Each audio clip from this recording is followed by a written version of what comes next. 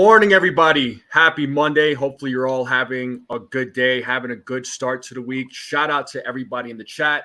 I have special guest Atlanta Braves pitcher Jesse Chavez on the show. We'll be talking to him here in just a moment. Let me say what's up to the chat real quick, but make sure you all hit that like button, hit that subscribe button, share this channel out with anybody you know. Any support for the channel is greatly appreciated, and I do thank you for it. And make sure y'all are hitting the emojis down there at the bottom. So, Brian Gustin, what's going on? Good morning to you. How you doing? Stephen B, what's up? Army Chow Mein, what's going on? Rip Nitin Ramachandra, shout out to Nitin for setting up this interview. Thank you so much. It's greatly appreciated. Shout out to you and your team there. Who else we got in the chat? We got Dev Finch in the building. What's up, Dev? How you doing? Chat, yeah, D-Rod. Comments are coming in so quick. What's going on? But how you doing? Hopefully you're having a good day. Jonathan, what's going on? Hopefully you're all having a good Monday. But I have Jesse Chavez here on the show. Jesse, thanks for taking the time to jump on. Greatly do appreciate it. How's your day going so far, man? Thanks for having me. It's going good. A little hot in Arizona right now, like I was telling you earlier, but I just got up, went down to the breakfast room, got some breakfast, and getting ready to start the day. Yeah, no doubt. So yeah, I know you all got a game later against the Diamondbacks. So hopefully it turns out to be a good one. So let's kind of talk about how you started with the sport of baseball. Like how did it begin for you? Because every player has a different journey, and you know it's all different for every athlete that I've talked to so far. So how did it begin for you? First word was ball. Once I was able to pick up a tennis ball or baseball, whatever it was, I just started throwing it. Parents told me I was about 2 or 3 when that happened, and ever since then, never looked back. Just always threw baseball, whether it was that or a football. And just growing up, played quarterback and pitched. I didn't play any position, couldn't hit, stunk. So saw the ball really deep, and it was usually after it hit the catcher's glove. So stopped hitting and just focused on pitching and quarterbacking, and then got into high school. And going into my freshman year, probably besides when I had surgery in 19, was most significant elbow injury I had. It was called tennis elbow. Mm-hmm. And I had to stop playing football, choose one or the other. I wasn't getting bigger, so I knew I had to figure out, obviously wasn't going to get hit by 300-pound linemen. That wasn't going to be the path. So I figured, what, let's just stick on the baseball field and you have control of it. And, did that, pitched only, started the first and last game of my freshman year of high school. So missed a lot. Mm-hmm. And then came back after that and never looked back, figured out I think that's when I started my learning how to take care of my arm. Once I went through that little hiccup my freshman year of high school. And then other than that, just been pitching ever since. Yeah, no doubt. And that, pitching is the only thing you've ever done. You've never played other positions in baseball, just pitching. I got to play another position as a reward. I was like, all right, if I go complete game shutout, can I play third base tomorrow, or can I play shortstop or something like that? But it was never one that I really tried to like press or anything. Like they were like, hey, during tryouts, what do you play? I was like, pitcher, third base, shortstop. Like, yeah, everybody does that. It's like, well, I can field it. I can't hit, but I'll keep it in front of me and knock it down. That's for sure. Yeah. But no, it was just something I never really wanted to play a position other than like one of those things where, hey, I'm going to go play center field for a little bit and just run some stuff down. No, I really never really had the desire to play a position other than pitch. Yeah, and I mean pitching. I mean, there's a lot of pitchers out there, right? And it's just it's always interesting as far as why pitchers wanted to pitch and why didn't they go for other positions. But I mean, it's an important part of the game. That's for sure. It does win championships, so it does help win games. As far as going through college, going through the minor leagues. I mean, what is it that you did that made you stand out in front of the scouts? Because I know with pitchers, there's a plethora of pitchers that are trying to make it, and it's very competitive from what I've heard. So you got to do everything right. It's almost as if you can't afford to make any mistakes. I mean, I know mistakes happen, Mhm. but what did you do to stand out in front of scouts um, to make them look at you and be like, all right, you know what, he's the guy. It was a different time. It was about development. It was about learning year in and year out, and then we'll go from there. But if you didn't make any adjustments, you didn't stay on the task at hand, you didn't try and get better every off season, then there was a problem, and you probably wouldn't be around. But I think now it's stuff oriented. So if you have stuff, you're gonna move. I mean, I played with guys that had elite stuff, but with what guys are having now, back then, and just never happened. Never knew how to go about it and use it on a daily basis to their advantage. Whereas now, I think you bring guys up and you rush them through the system, then you got to baby them once they get up through to the top. And I don't think that's doing them a favor, because then they expect to be babied when it gets harder, when the workload gets a little bit tough. Whereas, I didn't really have much stuff. I was throwing the same exact stuff I'm throwing now when I came in. 89 to 92, move the ball around. But the fact that I was developing into my body and who I was going to be and maturing, and then I started getting stuff. Velo started going up. Every level I went up through the minor leagues. Got to AA, peaked at 100, and it was like, okay, this is now, how can we use what I've been doing my whole life, which was command the ball, move the ball around, spin the ball. How can I use it now with stuff, with control? Well, I didn't. Times got a little ego, the competitive ego took over, and then I tried to overpower. But then again, it took me a long time to realize they still got to swing the bat as well. And when they swing the bat and they make contact with 100, it goes out a lot easier. All they have to do is touch it.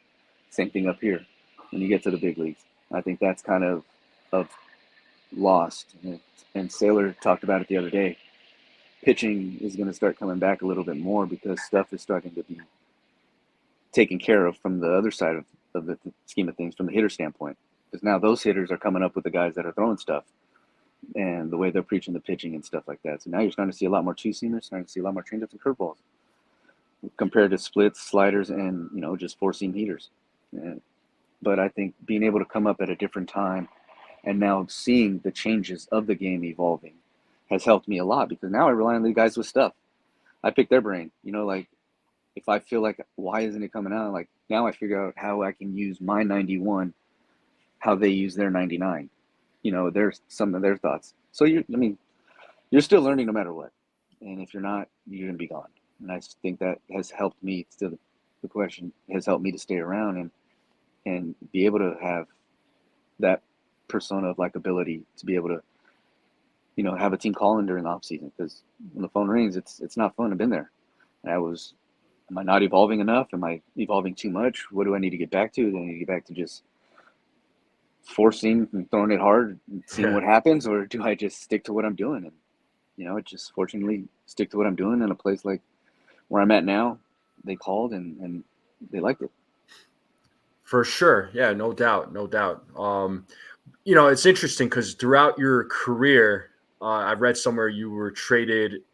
It was like a record of like 11 times, and you're the most traded player in all of Major League Baseball history. I mean, did it ever bother you that you never got to stay with a team consistently for years? I mean, you've played for a lot of different teams. How did you, I guess, how did you make those adjustments? How did you overcome, if there was any adversity, was there any adversity that you had to overcome with, being traded so many times? I mean, how did you manage that? Because that has to be hard as a player to not be, to not have like some sort of consistency playing for the same team.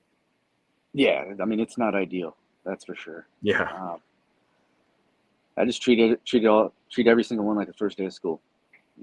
Don't go in miserable, go in happy, go in understanding what the situation is, because it happened early in my career, and then it happened a few more times after that, and understood the business side of it early on in my career. Yeah. Being around, asking questions, listening to the older guys talk. So that kind of helped me a lot as well. But it's not fun. It's not. I Yeah. don't wish that upon anybody. But at the same time, it says something about you because other teams like you, or, did I do something wrong to get shipped out? That's the one question that you don't ever get answered. What did I do to get shipped out? Was the need better than what I'm providing, or what? But that's the part that's the head scratching one that you can't really put your head down at night, after those ones. But knowing if it's the other way around and you did everything you could to help them, to get them a better piece, to help the organization move forward, then you go from there. And I think that's something that I've learned to take to the next place, I should say. And that is take what I learned in this place and take it to the next one. Then what I learned in that place, take it to the next one. All for the better, never for the worse. Okay. Yeah. I was like, before the interview, that was like one question I really wanted to know. I was like, man, this guy's been traded so many times. And it's like, how did he survive through it all? Cause it's gotta be hard. Like you said, and I know, like you said, you don't wish that on anybody, but there's a question here from the chat. And this is from our one of our subscribers here, D-Rod. He is asking, how does Mr. Chavez keep pitching for so long? What is the secret to his longevity? I mean, you've been in the majors for a while, man. So, like I said, adapting, taking care of my body, have a great support cast at home with my wife and 3 daughters that allow me to do. They allow me to have my off seasons, allow me to understand what I got to get accomplished in order to go out there and not embarrass myself. But in all honesty, it's literally taking care of each component of my body, each limb, left leg, left arm, right arm, torso, shoulder. Billy Wagner told me early on in my career, he goes, you want to pitch a long time, make sure your legs are strong and the back of your shoulders good. I said, okay, thank you, sir. Everything else you're going to have to piece together because you're not my body. I'm not your body. I'm not with you in the off season, but you got to pay attention. You got to understand each cycle, and each cycle is each season. Each season is going to have a different wear and tear. Things going to pop up.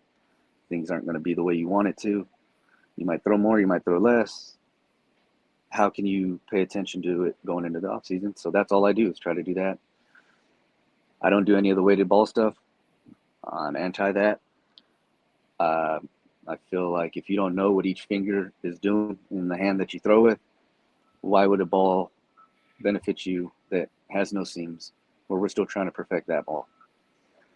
And I just try to do that every offseason, year in and year out. Don't try to manipulate a pitch. Right. Let the grip do its work. That's why it's called a grip.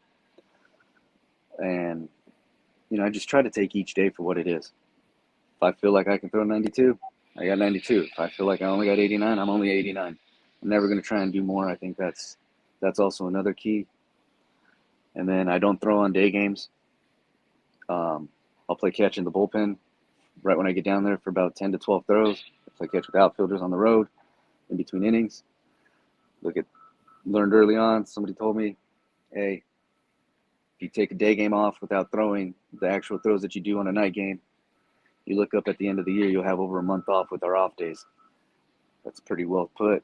You had 6 years, 6 of those years, if you're around for 6 years, that's a year off of no throwing during a season. That's huge. That's huge for us. And then just knowing when to play catch a lot, when to get on it, when to work on some things, and when to get off the mound. But it's all about just literally just paying attention to your body, having a game plan in place. Because yesterday isn't tomorrow. Yeah. Today isn't, you know what I mean? So it's hard to look at and chase that or chase what it was. You just got to be in the moment, be in the day, and give your body with what you got. And that's all I do year in, year out.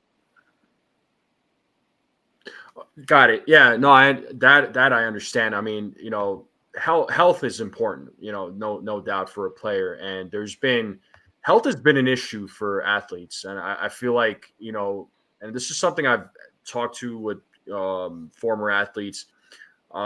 These injuries have been an issue, right? Particularly with pitchers, right? Because one of the subscribers here is asking, and I know you're not a doctor, but what can be done to reduce like elbow injuries, what can be done to reduce that? Because it seems like there's a numerous amount of pitchers that are getting hurt this season, and it's alarming. I know Major League Baseball is saying that the pitch clock has nothing to do with it, but I feel like it's a small contributor. Because even prior to the pitch clock, pitchers were still getting hurt at still an alarming rate. But I feel like this season it's different because your teammate Spencer Strider, who's out for the season. What do you what is your response to all of that? Like what do you think is happening in your opinion? Guys aren't throwing for themselves. They're throwing for somebody else that came in from an outside place.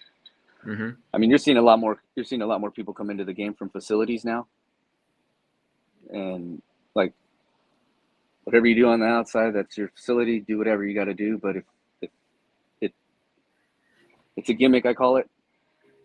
Running and throwing a weighted ball into a wall from 10 feet away and looking at the radar gun and seeing it show a 98 or 100. You can't run and throw the ball. It doesn't work. Right. You got to throw the ball with the way your body is given, what God has given you, the arm slot that's most comfortable to you, and throw the pitches that complement your arm slot. I tell guys, and put out your hand in front of me, and if the way your hand looks to me, I can tell what pitch your hand should throw to where you should not get hurt. And then, why make a stressful pitch more stressful by trying to torque it even more when you should just throw it, like I said earlier. Let the grip do its work. Let the grip fall in the arm slot. But it's not going to fall in the arm slot, and the fingers aren't going to do what they're supposed to do if you don't know them when you're trying to sit there and crow hop a ball into a wall and look at a radar gun with all these things attached to you. For what? What is that going to get accomplished? And 9 times out of 10, that ball you threw into the wall is head high. Try doing that on a slope. Where's it going to go? To the backstop. It ain't going to work.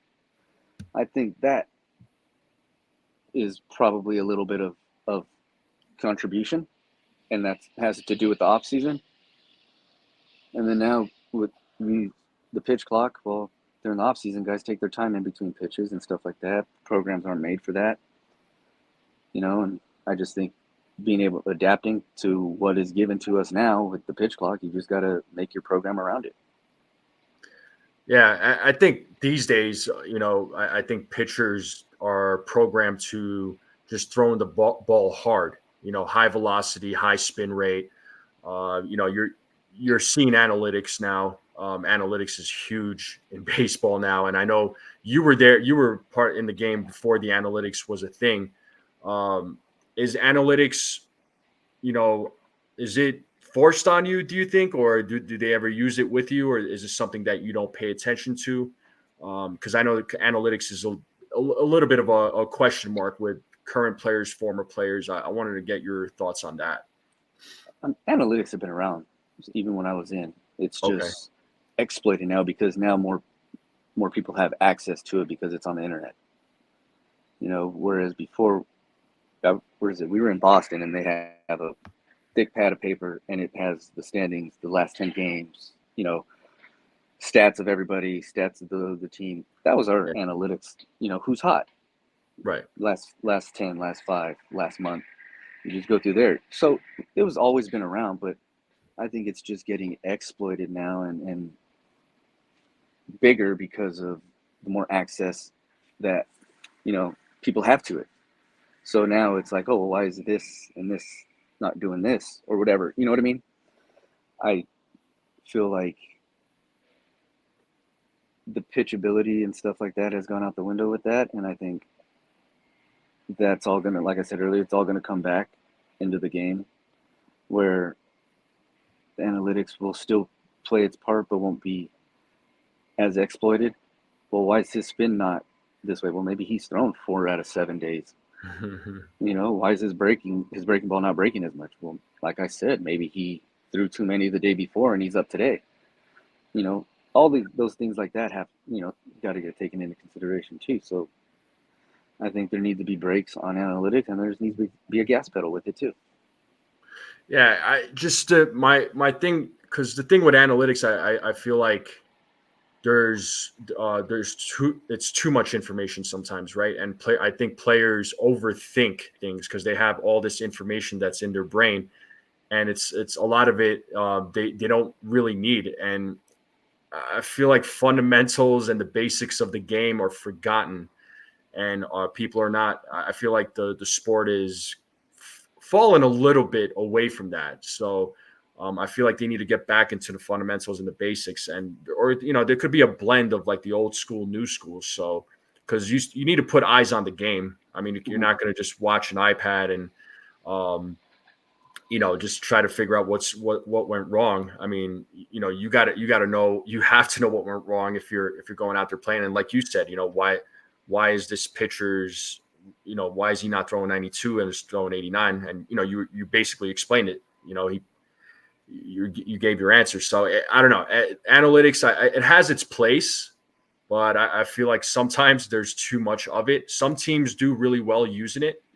I don't know. I don't know what it's like with the Braves organization, but how often do they use it? Is it something that they use a lot of, or not really? It's a mixture of both. Okay. And it's a very good mixture here, because it's to complement each player, each individual, to what they want to be complimented on. You know what I mean? So it's never too much and never too little. It's just enough for the type of personality that person is, which is huge. You just can't get it shoved down your throat. That doesn't make any sense. Then Right. You're just gonna, well, what am I supposed to do now? What am I playing for? What now? If I don't do it, like, is it the paper's fault or is it my fault? But we're really good at what we do here, and it shows with the guys that we have in the clubhouse and how we go about it on a daily basis, how we complement each other. Yeah, the Braves. I mean, they're a great organization. I mean, they've always have been. I mean, even I had Denny Nagel on the show here a few weeks ago, and I talked to him, and he really enjoyed his time with the Braves. So it sounds like the Braves treat their players well, and it's just a great organization to play for. So I'm assuming you're enjoying your time there. Yeah, it's ever since 2010 when I'm my first time here. It's been great. Because you were. Oh, go ahead. I didn't mean to. No, go ahead. No, you're good. Because if memory serves me right, you were on the 2021 World Series team that year, right? So that had been an exciting time for you when the Braves won. I know it's been a while since that city saw a World Series.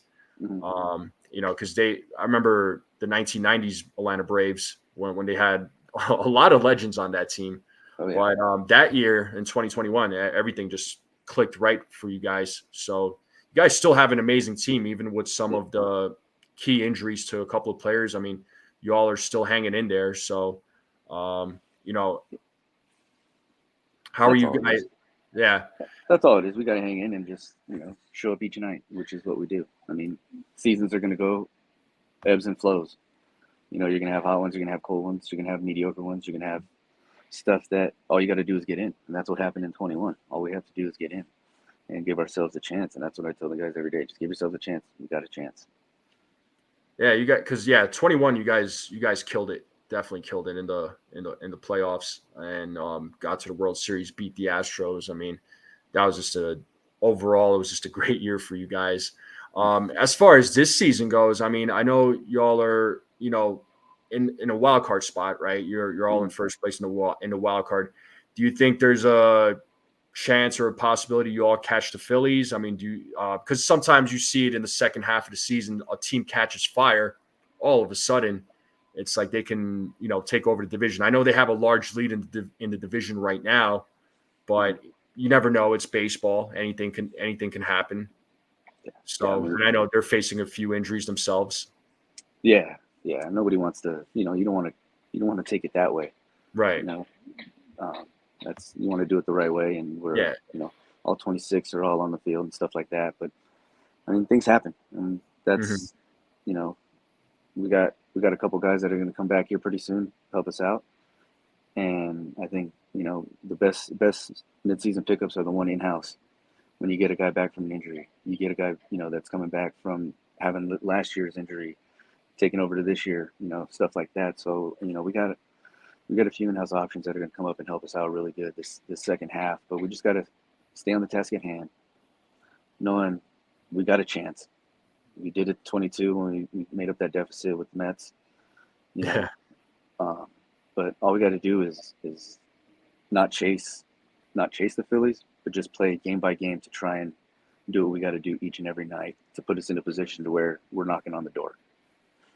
No doubt. No, that's awesome. And like during those slumps, that if you experience any slumps with the team or with yourself, I mean, because teams experience slumps, right? It happens. Fans get really upset. I mean, they don't know how to react. Of course, as a fan, I don't know what's going on inside the organization, and the organization's not going to always tell us what's going on. Like, how do you personally, if your team is in a slump or if you're in some kind of funk, like how do you personally bounce back from that, and how do you overcome that adversity yourself? In all honesty, it starts with our leader at the helm, Snit.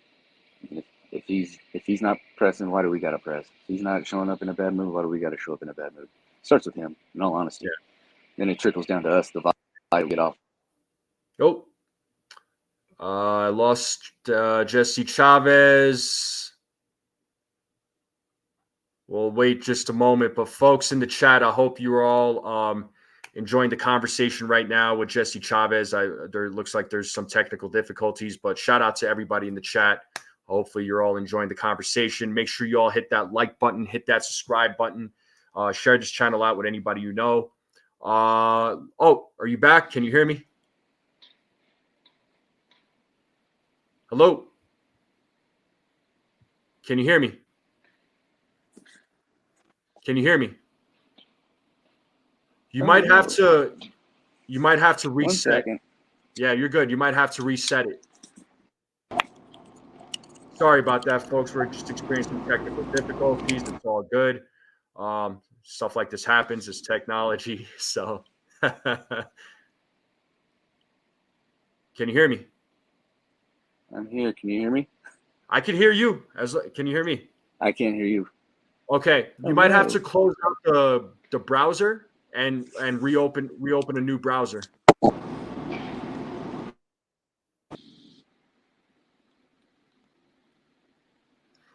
Are you there?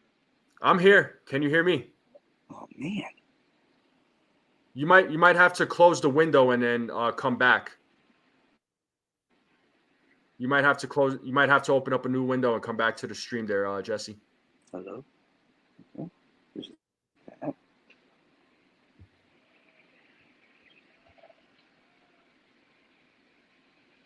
Uh-oh.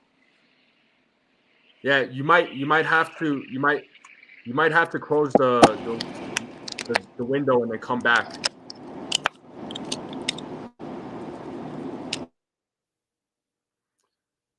Apologies, folks. Like I was saying, hopefully you guys are all. Yeah, let me send him a text. Nothing. Can you hear me?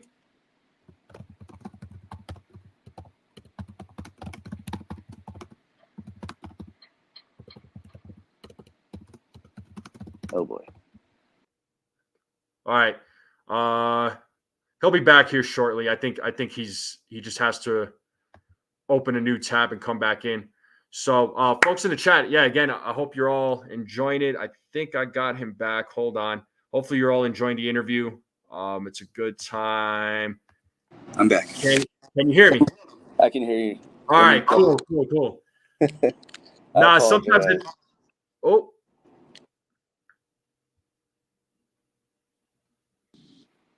I got you. So yeah, sometimes it happens. You're gonna laugh, but I had Jim Lawrence on about 1 or 2 months ago. It was the same thing.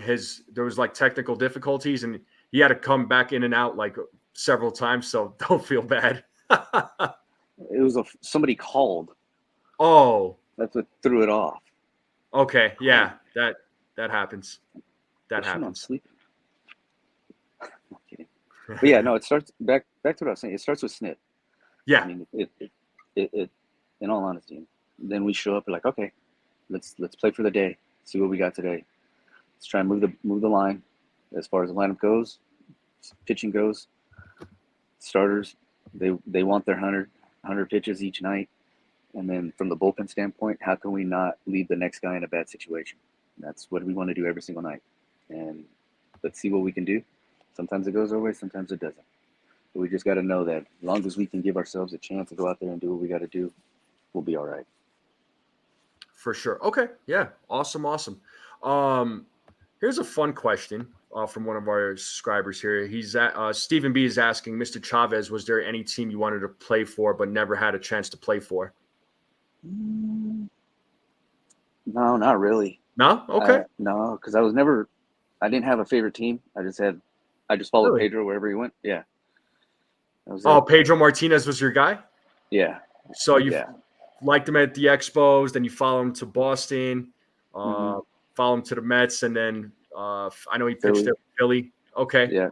All right, Yeah. man. Just wherever he was, Yeah. just followed him. But because, I mean, growing up in Cali, we had those Braves, Cubs, White Sox, WGN, TBS. So I'd get home from school at 3 o'clock. Those games would be on, and do homework and watch those games. Yeah. Because Dodgers and the Angels weren't televised. Neither were the Padres. It was only basic cable then. Nothing was streaming, so we didn't have much of cable. So it was I those understand. things on. I understand. Yeah. No, I get it. Yeah. So you excuse me, you didn't really have much of an opportunity to watch the Dodgers or Padres because you're from Southern California, if I'm not mistaken, right? So Yeah. you didn't get a chance to watch those guys growing up. Always playing baseball, always being gone too. Never had time for TV. Yeah, for sure. All right, no, fair enough. There's another question I wanted to grab here, and this one is from Ken. He is asking Mr. Chavez, who was the hitter that gave you the most difficulty when you were on the bump? Ooh. Yeah. They're all dangerous, man. It stinks. All right. Not because he broke my leg last year, but Miggy. Oh, Cabrera. Cabrera. Yeah. Yeah. Yeah. He's tough because he has so much power to all sides of the field. His approach, you don't know what he's trying to do. Only he knows. And then he can see the ball deep, cover the breaking ball down and away. He can pull the ball, fastballs up and in, down and in. I mean, guy had so much back control. It was ridiculous. He was probably the most difficult one to navigate through. Yeah, I mean, he had a hell of a bat, no doubt. I mean, I can't imagine what it's like to take a ball off of that bat. So, oh man, yeah, he was something else. Yeah, he was. Let me grab another question here. This is from Army Chow Mein. He's saying most people will look at Jesse's FIP and ERA difference and say it's not sustainable, but he sustained it for 2+ seasons, and he's asking how. We got a good game plan in place with our catchers and Sal and Craney. And then we got a bullpen coach who just helps me out, keeps me all right. This is what we talked about. He reminds me just because I'm such a space cadet down there having so much fun that sometimes I got to get reminded a little bit about it. Yeah. But I believe my 91 is 99. There's no the best hitter I just described. Don't face him anymore. So I feel like if you feel that way, you're gonna have some sustainable success. I mean, granted, you're gonna have days where you miss. It happens, but understand that if you believe that your stuff is better than what they're bringing to the table, then it just becomes execution at that point and belief. No doubt. Yeah. Are there any batters or hitters that give you a hard time right now, or do you feel like it's? I don't want to say it's easy because it's never easy, but all of them now, man. They're all changing. You can see them one day they're this, next day they're that. Someday they have a leg kick, someday they have a toe tap. So it's changing on a daily basis, which is kind of hard for us because we saw them last night. Now we get up ready to go into the next night, face them, and then all of a sudden we're like, wait a minute, this is a different visual. A little bit open, hands are a little bit higher, just things like that. You're like, what? All right, he made an adjustment too. Now we got to make one right now. For sure. The game against Arizona. I mean, I know y'all got a game tonight.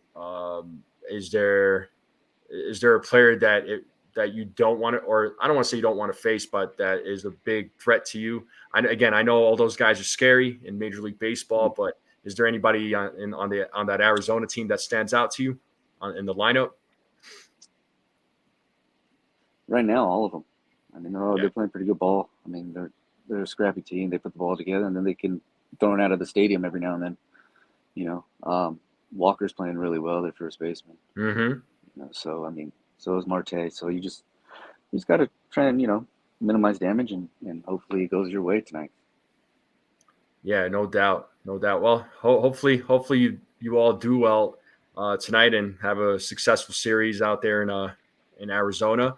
And another question here from Fortrain Express.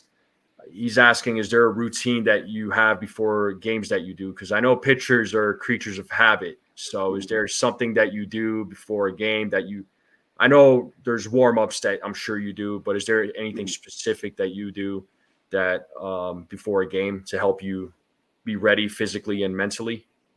Oh, yeah. So I'll go in about an hour before the game again. I'll get to the field, do my workout, then I'll go in about an hour before the game. I'll lay on the foam roll, the foam roll right down the middle of my back, open up my chest, open up my arm, all the inside part of it. Mm-hmm. I do Indian clubs. Those are pretty neat. Ever since I've started those in 16, I haven't had any shoulder problems at all, like getting tight or anything like that. Then each day I try to do a different scap or shoulder exercises, like I was telling you earlier in the show about Billy Wagner, what he told me I need to keep strong. Just try to do something different every single day. Because like I said, each day my arm's going to feel different. So I try to do something that will complement how I felt playing catch. So that way, when I go into the game, that's not a problem. So yeah, not kettlebells, Indian clubs, foam roll every single day, about an hour before. Band stuff, tubing, manuals, stability stuff with the trainers. That's the only time I go in there is when we do shoulder stuff, just to maintenance it. Stay out of the trainer's room. I don't like that place. And then what else? Sorry about the helicopter. No, it's okay. We're by the Air Force Base. It's all good. And then on Tuesday, Thursday, Saturday, Sunday, I get with one of the strength coaches, and we do some core stuff right before I go out there. Rotational one day and stability the next. And then as I'm doing that, I'm gathering my thoughts for the day, what I got, what I didn't feel during catch, what I need to feel when I'm going to get up today, what my game plan is based on how I felt playing catch, what I feel like I'm going to probably end up having to do because I didn't feel that comfortable during stretch or playing catch, throwing the ball or whatever, if I got off the mound that day or not. I just try to mentally do that. And, every day, though, I go into the weight room every day and do that before the game. Foam roll, tubing, Indian clubs, something. No, that's great. And I'd say, right now, like I'd say you're still pitching, you're still in good shape, which is, it's always impressive when athletes, right, reach their 40s and they're still looking great out there. I mean, you love to see it because in the past, you always heard of, when players reach their 40s, it's like they shouldn't even be playing the sport anymore. They should retire, that sort of thing. But I feel like there's some players that, like, such as yourself, that where you like, you take care of your body. I don't think I've never recalled you having like an injury history in the sport or anything like that. But you're still out there, you're performing. I mean, it's quite impressive. I know you're a free agent after this year, after the season. Do you still want to continue pitching? Do you still want to continue playing the game, or what do you, or have you not decided yet? Or is that like kind of like I'll decide after the season is over? Yeah, I feel like I can contribute. I don't feel anything right now with how my body feels waking up every day after throwing. Like I said, when I can't roll out of bed and throw a baseball, then it's time to shut it down. But right now, I feel like I could do that still, and I think going into this second half will be the final tell of what'll happen or should transpire into the coming off season. Whether I Yeah. go at it again, start picking up where I left off, where I should, my program, or we send a farewell note. We'll see. Yeah, and depending on what happens during free agency, would you like to sign back with the Braves? Would you like for them to make you an offer and be like, "Hey, we'd love for you to come back"? Yeah, it'd be nice. Yeah. I mean, you win something here. It means a lot to you. Oh, absolutely. Yeah, and especially with again, a great organization like the Braves, that they have a big history. And even now, I mean, you all have an excellent team. So there's no denying that. Even with missing Strider and Acuna, I know it hurts, but even then, though, I mean, you all have still some great players that can still help this team win. And I know you're also a contributor as well. So I mean, if the Braves don't offer anything to you, offer a contract, I mean, for you to come back, I mean, do you then decide, okay, I want to go play elsewhere, or are you dead set on the Braves? I know it's a little early to tell, but yeah, it's tough. I'm about 98% sold on staying here. Sweet, yeah. No, I'd like to stay here. The other 2% is going into coaching, so we'll see. Yeah, is that something you thought about too? Like after the day when that day comes when you retire, you thinking about getting into coaching for a Major League Baseball team or for one of the minor leagues, college? No. College, that guy's taking care of that place pretty good right now. Pro wise, I'd like to be in the big leagues. All right. Yeah. That would be awesome. Yeah, that would be awesome. Awesome. Yeah. So I know we're 42 minutes into the live stream.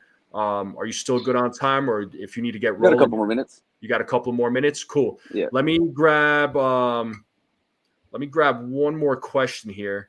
And this is a question I always ask, but it's funny. My friend here is asking this question for Train Express. He's asking, when you pitch, Jesse, how do you drown out all the noise and stay locked in?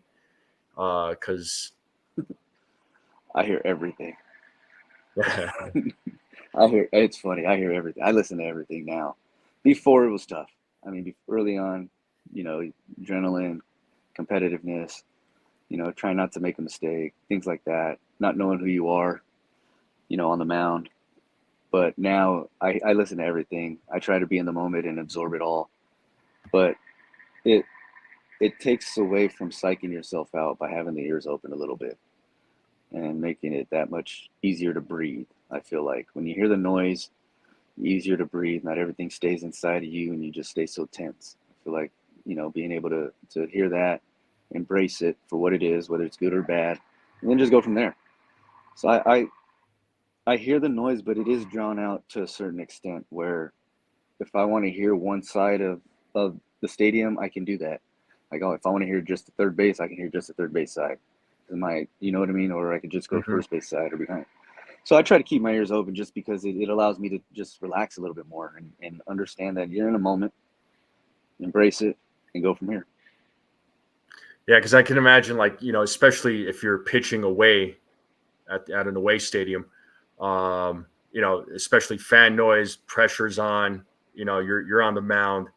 I was like, I wonder how pitchers are feeling on the mound right now, because on TV, from looking at it from the outside, you all look very cool, calm, and collected. But at the same time, I'm like, I don't know what's going on up here. I don't know what's going on right here.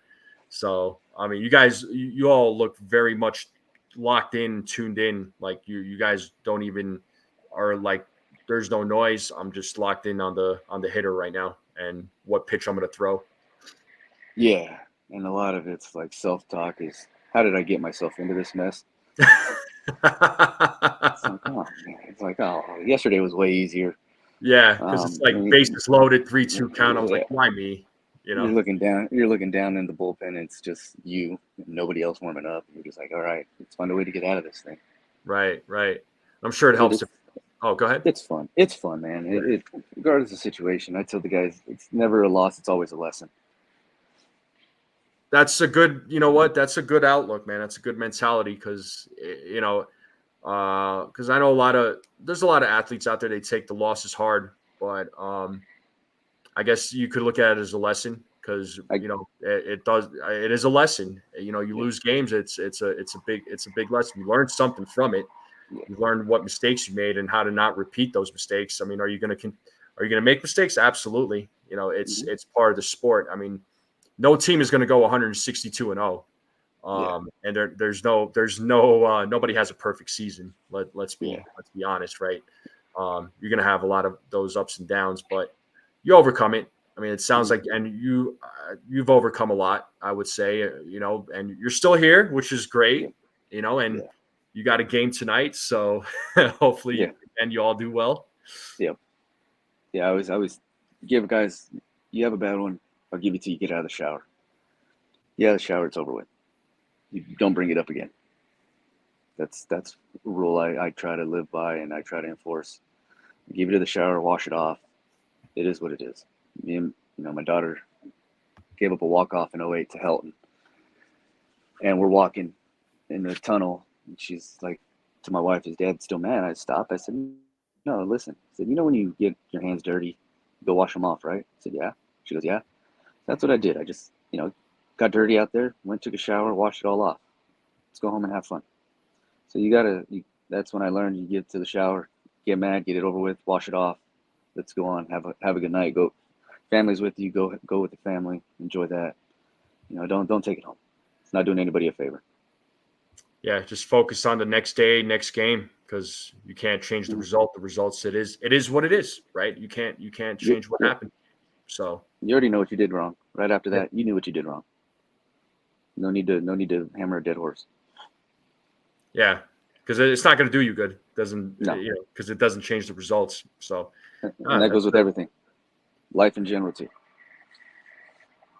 Yeah, that you know what? That's a hard lesson right there, man. Because life, I mean, I guess as humans, right? If we're talking about life or sports, we always go back to that one moment or those days, and we wish we didn't, or we wish we hadn't, or I could have done this better, I could have done that better. But it happened for a reason, and you just roll with the punches, I guess, and just keep moving forward, and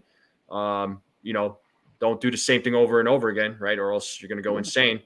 So correct your mistakes, and hopefully things work out for the better.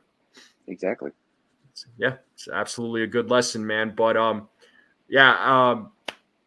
but again, thank you for coming on. I know you probably got to get going, so I'm not trying to. I don't want to keep holding you up. So, appreciate you having me. No, I appreciate you coming on and taking the time. I have fun with these conversations, so it's always nice to hear from whether it be current athletes or former athletes. So I really did enjoy the conversation. Would love to do this again, maybe in the off season. So do it in the off season. We could recap and talk and be like, hey, so what went wrong? What went right? We'll recap. Awesome. All right, Jesse. Well, thank you for coming on. Good luck tonight. Hopefully you all do well. If you go out there and get called to pitch, hopefully you strike them out. So appreciate it. Thank you. All right, Jesse. Thank you so much. Have a good day. Take care. All righty, folks. I hope you all enjoyed the interview. It was a lot of fun, and first time talking to a current ball player right now who's a pitcher for the Atlanta Braves. So he's been in the league for a long time. He's been in the league for a really, really long time. So you love to see it, and I hope he continues pitching well for the Braves. Let's see what he does after this season. He is a free agent, so tons of wisdom from a 17-year vet. That's right. And this is kind of how I, as a fan, when it comes to the teams that I like or the players that I like, if things didn't work out, if things didn't go right, or if things didn't, if the player didn't have a great game, well, as a fan, I can't do nothing about it. It's out of my control. the results, it is what it is. You know how players perform. It's gonna be different every day. It's you're not gonna there's gonna be good games and bad games, and you just gotta roll with the punches, such as life, right? So figure out what you did wrong. I mean, again, these athletes are still human, so they're bound to make mistakes. It's gonna happen. So it's just you brush it off, move on. That's all there is to it. These guys are professionals, and they have to, they gotta, continue playing the game as hard as it can be at times. So, but with that being said, folks, I'm going to end it here. I really do hope you all did enjoy the conversation.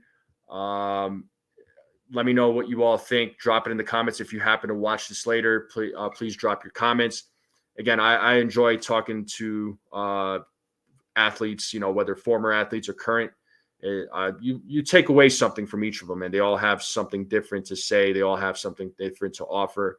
They have opinions of their own. So I really enjoyed talking with Jesse Chavez, and I wish him the best in the rest of his career. But yeah, we will definitely talk again. I would love to have him on again in the off season. So, but shout out to all of you in the chat for tuning in. Thank you for tuning in. Again, I hope you all enjoyed it. Shout out to Nithin Ramachandra, who put this together, who put this interview together. Shout out to him and his team. They're always grinding it out, working hard. So, be on the lookout for more player interviews. They're still talking some names right now, so stay tuned, folks. But like I said, I will close it out here. I will go live tomorrow morning at 9:30 Eastern Standard Time, and I will do a pregame tomorrow as well. And I hope to see all of you there. Enjoy the rest of your day. Enjoy your Monday. Have a good week. Have a good day. And I'll see you all next time.